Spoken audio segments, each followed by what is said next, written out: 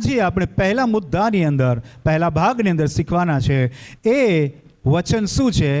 વચન આપણને બાંહેધરી અને આશીર્વાદ આપે છે. આજનો પહેલો જે આપણો મુદ્દો છે એ છે વચન આપણને બાંહેધરી. બોલો, શું આપે છે? બાંહેધરી. આ જે શબ્દ છે ને બાંહેધરી, એ દુનિયામાં કોઈ આપણને આપતું નથી. એટલે ઈશ્વરનું વચન પહેલી તો બાંહેધરી છે. બીજી છે એની અંદર જ સિક્કાની બે બાજુ જેવું આશીર્વાદ છે. There is no curse in the word of God. ઈશ્વરના વચનમાં કદાપી શ્રાપ નથી હોતો. ક્યારેય ઈશ્વરના વચનમાં શ્રાપ નહીં આવે. પણ માણસોનો સ્વભાવ આજે સારો છે, આજે તમને બાંહેધરી આપશે, પણ કદાચ પરિસ્થિતિ વણશે, પરિસ્થિતિ કાંઈક બગડે તો બીજે દિવસે એ જ વ્યક્તિ તમને ગાળો દેશે. મતલબ એની જે બાંહેધરી આપેલી ને, અરે ભાઈ તારા માટે તો હું જાન આપવા તૈયાર છું, કદાચ બીજે દિવસે જાન લેવા તૈયાર થઈ જાય. એટલે કે બાંહેધરી ફક્ત ને ફક્ત સંપૂર્ણપણે ઈશ્વર યા ઈશ્વરનું વચન જ આપણને આપી શકે છે. પહેલું જે આપણો જે મુદ્દો છે, બહુ મહત્વપૂર્ણ મુદ્દો છે કે ઈશ્વરનું વચન આપણને બાંહેધરી અને આશીર્વાદ આપે છે. બોલો, શું આપે છે? બાંહેધરી અને આશીર્વાદ. બાંહેધરી બહુ મહત્વની છે. આ મનુષ્યનું જીવન છે, અનિશ્ચિતતાઓથી ભરેલું જીવન છે. મારા જીવનની કોઈ સ્થિરતા નથી, તમારા જીવનની પણ કોઈ સ્થિરતા નથી. આજે કદાચ તમે હસી રહ્યા છો, આગલા બોલે કદાચ તમે રડતા પણ હો. અત્યારે કદાચ તમે જીવી રહ્યા છો, બીજી પળે કદાચ તમારું મૃત્યુ થઈ જાય. મનુષ્યનું જીવન અનિશ્ચિતતાઓથી ભરેલું છે અને એવા સમયમાં સાચી પાકી બાંહેધરીની બહુ જરૂર છે. તાળી પાડી આપણને. હાલેલુયા. હું પણ અનિશ્ચિતતાઓથી ભરેલો છું, એટલે મારી બાંહેધરીમાં પણ અનિશ્ચિતતા છે. કન્ફર્મ વાત છે કે હું આજે છું ને કાલે નથી. હું એમ કહું કે ભાઈ તમને હું બધી રીતે મદદ કરીશ, પણ હું ના રહું તો તમને કેવી રીતે મદદ કરું? એ જ રીતે કદાચ તમે મને કહો કે આશીષભાઈ તમે ચિંતા ના કરો, અમે બધી મદદ તમને કરીશું, પણ કાળક્રમે એવું બને, દુઃખદ ઘટના બને ને તમે આ દુનિયામાં ન રહો, તો મારી તો આશા પરિવારી જાય કે મને પહેલાં ભાઈ મદદ કરવાના હતા, હવે એ ભાઈ મને કેવી રીતે મદદ કરશે? તો મૃત્યુ પામ્યા. દેટ મીન્સ મનુષ્યનું જીવન અનિશ્ચિતતાઓથી ભરેલું હોવાને કારણે એની બાંહેધરીમાં પણ અનિશ્ચિતતા છે. ચાહે ગમે તેટલા હઠેઠપૂર્વક તમે એ વ્યક્તિ, સામેવાળી વ્યક્તિને બાંહેધરી આપો, પણ અફસોસ તમારા પોતાના જીવનની કોઈ બાંહેધરી નથી, કોઈ નિશ્ચિતતા નથી કે તમે આજે છો ને કાલે નથી. એટલે તમારી ને મારી બાંહેધરી પણ અપૂર્ણ છે, કેમ કે મારું ને તમારું જીવન પણ અપૂર્ણ છે. સાચી ને પૂર્ણ બાંહેધરી ફક્ત એ જ આપી શકે જેનામાં પૂર્ણતા છે. તાળી પાડીએ આપણે. હાલેલુયા. એટલે કે ઈશ્વરનું વચન, વર્ડ ઓફ ગોડ આપણને બાંહેધરી કેવી આપે છે? પૂર્ણતયા બાંહેધરી આપે છે.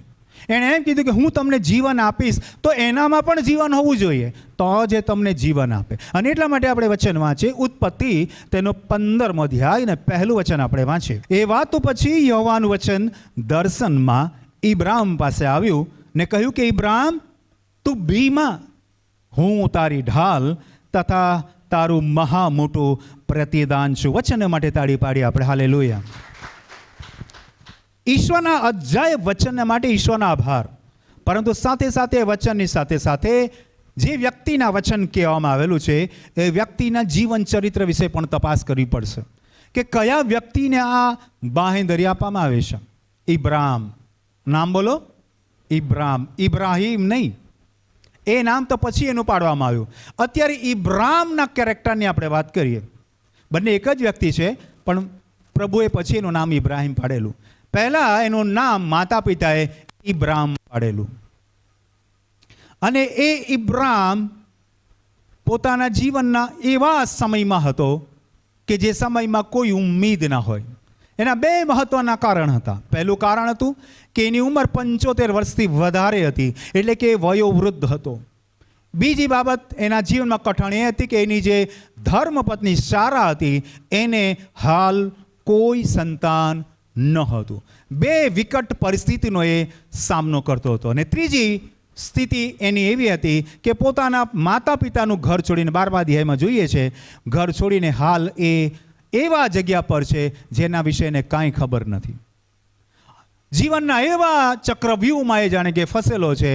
ના એના પોતાના વ્યક્તિગત જીવનનું ઠેકાણું છે, ના એની પત્ની સાથે એના જીવનની કોઈ સફળતા એટલે કે સંતાન છે, ના એના કોઈ વ્યક્તિગત જીવનની ખાસ કોઈ ઉપલબ્ધિ છે.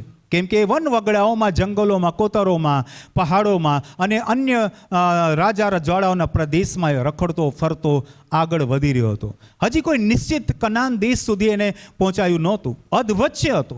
હું અને તમે મનુષ્ય તરીકે આજે આ 3 તબક્કાઓમાંથી પસાર થઈ રહ્યા છો. પહેલી વાત એ છે કે હું અને તમે કદાચ ઉંમરમાં વયોવૃદ્ધ નથી, પણ હિંમતમાં ઘરડા થઈ ગયા છે. Sometime we discourage in our life. આપણા જીવનમાં ઘણી બધી વખત આપણે નિરાશ થઈ જઈએ છીએ. ઘણી બધી ઉપલબ્ધિઓ હાસિલ કરવા માટે, ભણી ગણીને ડિગ્રીઓ હાસિલ કરવા માટે, યા કંઈક ઘર બનાવવા માટે, યા જમીનને સારી સુધારવા માટે, બાળકોને ભણાવવા માટે, ગાડી ઘર કંઈ વસાવવા માટે મહેનત અને સંઘર્ષ બહુ કરીએ છીએ. પણ પેલો વ્યક્તિ ઇબ્રાહિમ આ શારીરિક રૂપમાં ઘરડો હતો, નિસ્સહાય હતો અને જીવનમાં નિરાશ હતો. એ જ રીતે હું અને તમે આર્થિક રીતે કદાચ નિરાશ અને હતાશ, ઘણા સપનાઓ સેવીને આપણે આપણા પત્ની બાળકો સાથે જીવનનો નિર્વાહ તો કરીએ છીએ, પણ ઘણી ઉપલબ્ધિઓ આપણી પાસે નથી. ઘણી વસ્તુઓની જરૂર છે આપણને, અને જેમ તેમ તંગીઓ સાથે આપણું જીવન આપણે નિર્વાહ કરી રહ્યા છીએ. એટલે કે આર્થિક રીતે આપણે તંગીમાં છીએ. બીજી વાત એ હતી કે એ વ્યક્તિ ઇબ્રાહિમને હાલ કોઈ સંતાન નહોતું. કોના ભરોસે આગળનું જીવન? તે જ રીતે મારા અને તમારી પાસે ન કોઈ બેંક બેલેન્સ છે, ન કોઈ આધાર છે, ન કોઈ સારી એવી જમીન છે, ન કોઈ પ્રોપર્ટી છે, ન કોઈ સારા પીએફમાં પૈસા છે કે આગળનું ભવિષ્ય હું સારી રીતે ચલાવીશું, એવી કોઈ આશા અને ઉમ્મીદ આપણી પાસે નથી. સાધારણ અને દુઃખદ જીવન જીવતા જીવતા આપણે શ્વાસોશ્વાસ લઈ રહ્યા છીએ. આપણા જીવનમાં ખાસ કોઈ ઉન્માદ નથી, કોઈ ખુશી નથી. બસ જીવીએ છીએ, જીવાય છે અને જીવતા જઈએ છીએ. જીવવાની ઉમ્મીદથી જીવતા નથી, મરવાની ઉમ્મીદથી લોકો જીવી રહ્યા છે. અને આ ઇન્સાન, વ્યક્તિ અને માણસની વાસ્તવિકતા છે. અને ત્રીજી વાત, આ ઇબ્રાહિમ એક એવા અજાણ્યા મુલકમાં, એક એવા અજાણ્યા પ્રદેશમાં, અજાણ્યા રાજાઓના મુલકમાં, જે એના જેવી પ્રજા નથી, એના જેવી બોલી કદાચ નથી, એના જેવા કપડાં નથી પહેરતા, એવા બીજા અલગ મુલકમાં એ અત્યારે વસતો યા તો પ્રવાસ કરતો જઈ રહ્યો છે. એના માટે એટલા માટે એ કહે છે, પૃથ્વી પર હું તો મુસાફર છું. આજે કદાચ તમે શાળામાં વિદ્યાર્થી તરીકે ભણી રહ્યા છો, ત્યાંથી કદાચ નોકરી કરવા માટે કોઈ અન્ય સ્થળે જશો, ત્યાંથી લગ્ન પછી તમે કોઈ અન્ય સ્થળે, આમ મતલબ જીવનમાં કોઈ ઠરીઠામ નથી. આ એક મુસાફર તરીકે અહીંયા તંબુ તાણે છે, અહીંથી કાઢીને ત્યાં જાય છે, ત્યાંથી ત્યાં જાય છે, અલગ અલગ જગ્યા પર તંબુ પાડે છે, તંબુ ઉખેડે છે. જિંદગી મારી તમારી હાથ છે. અહીંયા તંબુ પાડીએ છીએ ને અહીંથી ઉખેડીને બીજે મૂકીએ છીએ. આ એક ડેસ્ટિનેશન, એટલે કે આ એક જગ્યા અને બીજી એક ડેસ્ટિનેશન, બીજી જગ્યા. જિંદગી સ્થળાંતરિત કરવાની જિંદગી છે. અને આવા સમયમાં બાંહેધરી આપે તો કોણ આપે? મારું એ જીવન એવું છે ને તમારું એવું છે. ના હું તમને મદદ કરી શકું છું, ના તમે મદદ કરી શકો છો મને. અને એટલા માટે બાંહેધરી આપવાળો ના હું છું, ના તમે મને બાંહેધરી આપો. કેમ કે મારું પણ જીવન સંઘર્ષો અને સમસ્યાઓથી ભરેલું છે. તમારું જીવન પણ સંઘર્ષો, સમસ્યાઓ અને બીમારીથી ભરેલું છે. તમે ક્યાં બીજાને આશરો બનો? તમને જ આશરાની જરૂર છે. અને આવા માનવીય જીવનમાં બાંહેધરીની બહુ જરૂર છે. તાળી પાડીએ આપણે, હાલેલુયા. કોઈ આપણને દિલાસો આપી શકે છે, શાબ્દિક. કોઈ આપણને હિંમત શાબ્દિક આપી શકે છે, પણ કાયમને આપણને કોઈ મદદ નહીં કરી શકતું. કેમ કે એ પણ બિચારો પરિસ્થિતિમાં છે. કોઈ મારો પડોશી મદદકાર કરતો હોય, પણ રોજ રોજ તો મને નથી મદદ કરવાનો, કેમ કે એના પણ પત્ની બાળકો છે, એનું પણ ઘરબાર છે, એનું પણ દેવું છે, એનું પણ લોનના EMI ભરવાના છે. એ પણ બિચારો સંઘર્ષોથી નીકળી રહ્યો છે. મતલબ બાંહેધરી ફક્ત ઈશ્વર જ આપી શકે. હાલેલુયા. અને એટલા માટે હું આ વચનનો આધાર લઈને તમને એ કહેવા માગું છું કે ઈશ્વરનું વચન, વર્ડ ઓફ ગોડ, પરમેશ્વરનું વચન તમને બાંહેધરી આપે છે. તાળી પાડીએ આપણે, હાલેલુયા. હું અને તમે પ્રયાસ કરીએ છીએ એક બીજા વ્યક્તિને બાંહેધરી આપવાનો. અરે આશીષભાઈ સારા થઈ જશો, ચિંતા ના કરતા. હું તમને મળવા આવીશ તો કહીશ કે ભાઈ કાંઈ વાંધો નહીં, આપણે પ્રાર્થના કરીશું, તમે સારા થઈ જશો. મારી અને તમારી બાંહેધરીમાં લિમિટેશન્સ છે, મર્યાદાઓ છે, સીમિતતા છે. પણ ઈશ્વર જ્યારે બાંહેધરી આપે છે એ અપાર અનંત હોય છે. તાળી પાડીએ આપણે, હાલેલુયા. આપણે એને માટે સુંદર મજાનો આ ઇબ્રાહિમનો દાખલો આપણે જોઈ ગયા. પુનર્નિયમ તેનો 15મો અધ્યાય 6 વચનમાં પરમેશ્વરનું વચન કહે છે, કેમ કે તને આપેલા વચન પ્રમાણે, તાળી પાડીએ આપણે, હાલેલુયા. વચનની અંદર જ બાંહેધરી છે, વચનની અંદર કન્ફર્મેશન છે. કેમ કે તને આપેલા વચન પ્રમાણે યહોવા તારો દેવ તને આશીર્વાદ દેશે. એ પરમેશ્વર તને આશીર્વાદ આપશે, કેમ કે આપણો પરમેશ્વર આશીર્વાદ આપનારો પરમેશ્વર છે, બાંયધરી છે. તાળી પાડીએ આપણે હાલેલુયા. આજે માણસોની પ્રકૃતિ બદલાઈ શકે છે. માણસો આજે સારા કાલે ખરાબ અને કાલે ખરાબ પરમ જે સારા થઈ શકે છે, પરિસ્થિતિના આધીનતામાં છે. પણ ઈશ્વર તમને પ્રેમ કરે છે. ઈશ્વર તમને આશીર્વાદ બાંયધરી આપે છે, આશીર્વાદ આપે છે, પ્રેમ કરે છે. અને અહીંયા પણ લખ્યું છે વચન આપેલા પ્રમાણે તને આશીર્વાદ દેશે. આગળ લખ્યું છે ને, તું ઘણી દેશ જાતિઓનો લેણદાર થશે, પણ તું દેણદાર નહીં થશે. અને તું ઘણી દેશ જાતિઓ પર અમલ ચલાવશે, પણ તેઓ તારા પર અમલ નહીં ચલાવે. આ બાંયધરી છે કે તને ક્યારેય સંકટ નહીં આવવા દઈશ. હું તારો ઈશ્વર છું. I will bless you. હું તને આશીર્વાદ આપીશ.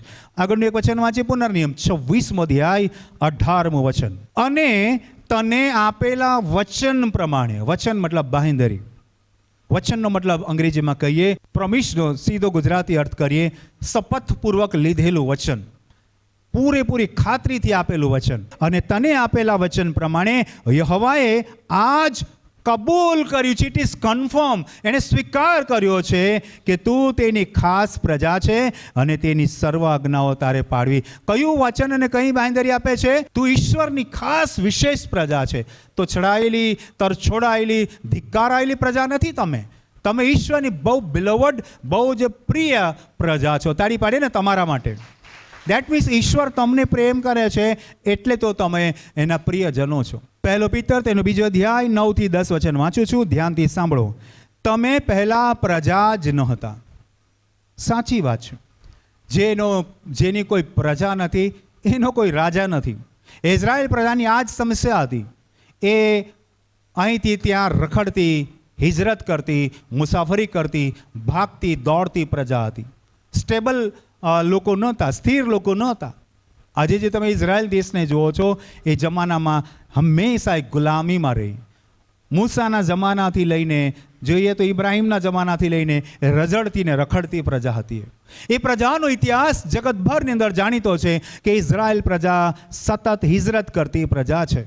અનસ્ટેબલ પીપલ છે. લગાતાર અહીંથી ત્યાં રખડતી પ્રજા છે. એની પાસે કોઈ રાજા નહોતો, એની પાસે કોઈ કાનૂન નહોતા, એની પાસે કોઈ સિસ્ટમ નહોતી. બસ લોકો એને ગુલામ બનાવતા જતા હતા, ગુલામ બનાવતા જતા હતા. પણ ઈશ્વરે એમને પસંદ કર્યા. હાલેલુયા. ઈશ્વરે એમને મૂસા જેવો એક આગેવાન આપ્યો. ઈશ્વરે આગળ જતા સાઉલ તો લોકોએ પસંદ કરેલો, પણ દાઉદ ઈશ્વરની પસંદગીનું પાત્ર, એ રાજા બન્યો. અને ઇઝરાયલ પ્રજા એક સ્ટેબલ, એક સ્થિર પ્રજા બની, પરમેશ્વરની પસંદ કરેલી પ્રજા બની. તાળી પાડીએ આપણે હાલેલુયા. દાઉદ જેવો યોદ્ધા આ દુનિયામાં બીજો કોઈ નથી, જેણે ભયંકરમાં ભયંકર ગોલિયાથને માર્યો. તલવારથી નહીં, બંદૂક તો એ હતી નહીં, પણ કોઈ મોટા હથિયારથી નહીં. ઈશ્વરના નામે એક કાંકરાથી, 5 નહીં બોલતો, 5 તો લીધેલા, ફક્ત એક કાંકરાથી જાયન્ટ એટલે કદ્દાવર એવા ગોલિયાથને એણે ઈશ્વરના વચનથી એને માર્યો. તાળી પાડી આપણે હાલેલુયા. અને એ પ્રજા પછી બહુ તાકાતવર પ્રજા બની. અને આજે ઇઝરાયલ દેશ દુનિયાભરની અંદર સૌથી આશીર્વાદિત દેશ ગણાય છે. ગુજરાત કરતાં પણ નાનો દેશ છે, બહુ ઓછી જનસંખ્યા છે, પણ આજે સૌથી વધારે એન્જિનિયર્સ અને સૌથી વધારે ડૉક્ટર્સ અને સૌથી વધારે સારા લોકો ઇઝરાયલ પ્રજામાંથી આવે છે. તમે પ્રજા જ નહોતા, પણ હાલ તમે કોની પ્રજા છો? રાજાની કે ઈશ્વરની? શું લખ્યું છે અહીંયા? પરમેશ્વરની પ્રજા છો. તાળી પાડીએ આપણે હાલેલુયા. તમારે અંગીકાર કરવાની જરૂર છે કે હું પરમેશ્વરની પ્રજાનો નાગરિક છું. તાળી પાડીએ આપણે હાલેલુયા. તમે ઈશ્વરની પ્રજા છો. તમે દયા પામેલાનો બહુ ધિક્કારાયેલા, બહુ ચાપખા ખાધા છે મિસરની અંદર. કેટલાય 400થી પણ વધારે વર્ષો ગુલામીમાં ગયા છે. અને પીઠ પર જખમો લઈને એ કેટલી પેઢી નીકળી ગઈ, ખતમ થઈ ગઈ. પણ આજની વાત કરીએ, તમે ઈશ્વરની દયા પામેલા લોકો છો. હાલ તમે કેવા છો? દયા પામેલા લોકો છો. તાળી પાડીએ આપણે હાલેલુયા. ઈશ્વરનું વચન તમને બાંહેધરી આપે છે, આશ્વાસન, હિંમત અને આશીર્વાદ આપે છે. પુનર્નિયમ તેનો 30મો અધ્યાય 11 થી 14 વચન, આજના આ ભાગનું અંતિમ વચન ધ્યાનથી આપણે સાંભળ્યું. કેમ કે હું આજે તને ફરમાવું છું તે તારી શક્તિ ઉપરાંત નથી ને તારાથી ઘણી વેગળી પણ નથી. ધ્યાન આપવા જેવી વાત છે કે ઈશ્વરના વચન વિશે લોકો એવું માને છે, આ તો બહુ હાઈ લેવલની બાબત છે. કેમ કે ઈશ્વર બહુ ઉચ્ચ કક્ષાનો છે, એટલે ઈશ્વરનું વચન પણ એવું જ છે. અને એટલે લોકો એને અવગણે છે, યા તો એની સમીપ જવાનીથી ડરે છે, કેમ કે લોકો ઈશ્વરથી ડરે છે. ઈશ્વર એટલો મહાન છે, એટલો અદ્ભુત છે કે એને પાર નથી પામી શકતા. એટલે લોકો ઈશ્વરના વચનને માટે પણ થોડીક આનાકાની કરે છે. બાઇબલ વાંચવાનો લોકોને કેમ કંટાળો આવતો હોય? કેમ કે એમને સમજાતો નથી, કેમ કે ઈશ્વર એમને સમજાતો નથી. ઈશ્વર અપરંપાર છે, ઈશ્વર અનંત છે, ઈશ્વર સનાતન છે, ઈશ્વર અલૌકિક છે. તાળી પાડીએ આપણે ઈશ્વરને માટે. પણ એ જ ઈશ્વર તમને શું કહે છે? આ જે આજ્ઞા હું આજે તને ફરમાવું છું તે તારી શક્તિ ઉપરાંત નથી, તારી સમજ શક્તિની બહાર નથી. એ તો તું અવગણી રહ્યો છે, તો તું આનાકાની કર્યો, પણ તું સમજવાની કોશિશ તો કર ઈશ્વરના વચન વિશે. તે તારાથી ઘણી વેગળી એટલે દૂર પણ નથી. બાઇબલ વાંચવાનો લોકોને બહુ કંટાળો, પણ મેગઝીન તરત વાંચશે, ટીવી તરત જોશે, મેચ IPL તરત જોશે, પણ બાઇબલ વાંચવાનો લોકોને કંટાળો કેમ આવે છે? સમજાતો નથી. લખ્યું છે અહીંયા, તે આકાશમાં નથી કે જેથી તું કહે કે કોણ અમારા માટે આકાશમાં જઈને તે અમારી પાસે લાવીને અમને તે સંભળાવે. હા, જૂના કરારની અંદર વાત કરીએ તો બિલકુલ સાચી વાત હતી. શાસ્ત્ર સમજવું લોકો માટે અઘરું હતું. ઈશ્વરનું વચન લોકોને સમજવામાં નહોતું આવતું. અમે તે પાડીએ, કેવી રીતે અમે પાડીએ? અમારી પાસે તો વચન જ નથી. વળી તે સમુદ્રને પેલે પાર નથી કે જેથી તું કહે કે કોણ અમારે સારું સમુદ્રને પેલે પાર જઈને તે અમારી પાસે લાવીને અમને તે સંભળાવે કે અમે તે પાડીએ. જો આંખ આડા કાન કરવા, ક્વેશ્ચન માર્ક છે લગાતાર. અમારી પાસે નથી, બહુ દૂર છે, અમને કોણ લાવી આપે, અમને ક્યાંથી ખબર પડે? કેમ કે તમે એનાથી કંટાળો છો, બાઇબલ વાંચવાથી કન્ની કાઢો છો, એટલે કે દૂર ભાગો છો. પણ ઈશ્વરનું વચન કેટલું અજાયબ છે ને! એ તો આજે આપણે પહેલો જ મુદ્દો શીખી રહ્યા છીએ. હજી તો આપણે લગભગ 7-8 મુદ્દાઓ શીખીશું. આપણે જોઈએ, પણ તે વચન તો તારી પાસે જ, એટલે તારા મુખમાં, તારા હૃદયમાં છે કે જેથી તું તે પાળે. તાળી પાડીએ આપણે હાલેલુયા. ઈશ્વરનું વચન ક્યાં છે? શાસ્ત્રોમાં. શાસ્ત્રોમાં છે, એ લિખિત સ્વરૂપમાં છે. પણ એને જ્યારે તમે સામર્થવાન બનાવવા માંગતા હોય તો તમારે તમારા હૃદયમાં અને તમારા મોંમાં લાવવું પડશે. બાઇબલમાં લિખિત છે, એને તમારે અંગીકાર કરવો પડશે, એને એપ્લાય કરવું પડશે, એને સમજવું પડશે. તાળી પાડીએ આપણે હાલેલુયા. તે વચન તો તારી પાસે જ, એટલે તારા મુખમાં, તારા હૃદયમાં છે કે જેથી તું પાળે. એને બાય હાર્ટ કરવાની જરૂર છે, એને યાદ કરવાની જરૂર છે, એને મેમોરાઇઝ કરવાની જરૂર છે, બોલવાની જરૂર છે. સન્ડે સ્કૂલથી આપણે બોલતા આવ્યા છીએ, પણ જેમ જેમ મોટા થતા તેમ ભૂલતા જઈએ છીએ. પછી મોહ માયામાં લાગી જઈએ છીએ ને, એટલે વચન ભૂલી જઈએ છીએ. ઈશ્વરનું વચન તમને ત્યારે જ બાંહેધરી આપશે જ્યારે લિખિત સ્વરૂપમાં નહીં, આત્મિક સ્વરૂપમાં હશે. તાળી પાડીએ આપણે હાલેલુયા. લિખિત સ્વરૂપમાં તો આ પુસ્તક તો ગમે ત્યારે ફાટી શકે છે, પણ આ જીવનમાં લખાયેલું વચન મોરો ત્યાં સુધી ટકી જશે. તાળી પાડીએ આપણે હાલેલુયા. આપણે પહેલો મુદ્દો શીખ્યા, ઈશ્વરનું વચન આપણને બાંહેધરી અને આશીર્વાદ આપે છે. તાળી પાડીએ આપણે હાલેલુયા. તો આજનો સંદેશો આપણે સમાપ્ત કરીએ છીએ. હવે પછીના રવિવારમાં ભાગમાં આપણે ઈશ્વરનું વચન શું છે એના ઘણા બધા મુદ્દાઓ શીખવાના છે. એ અગાઉના મુદ્દામાં શીખીશું. પ્રભુ આજના વચન દ્વારા આપ સર્વને પુષ્કળ આશીર્વાદ આપો. તાળી પાડીએ, પ્રભુને મહિમા આપીએ.